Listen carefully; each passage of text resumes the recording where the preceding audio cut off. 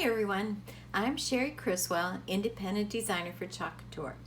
Today I'm going to combine two transfers.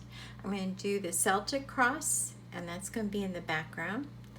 And I'm going to put this Irish blessing on top. So we're going to have a few layers. Well, let's get going.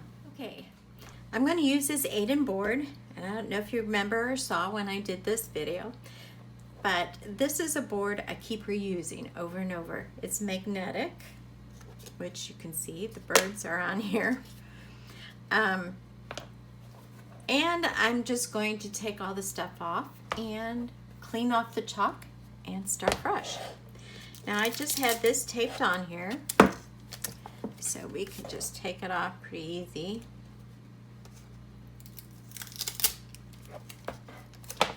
I think I have a little glue dot right there. Take off all the magnets, which I did.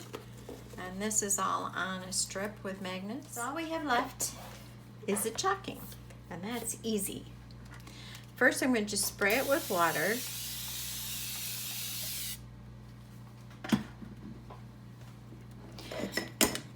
And let it soak in just a little bit and scrape it off. This is with our scraper. It's made just for this. Just makes this job so much easier.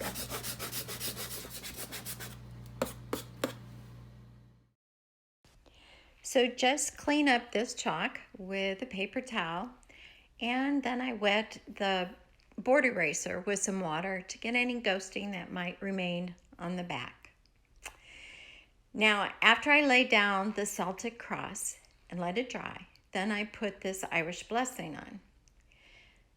Now, I just use grayish for the frame of it, but if I were to do this again, I think I would do the main part of this all white, except for the ivy or the clover that's on there, because it's real small detail.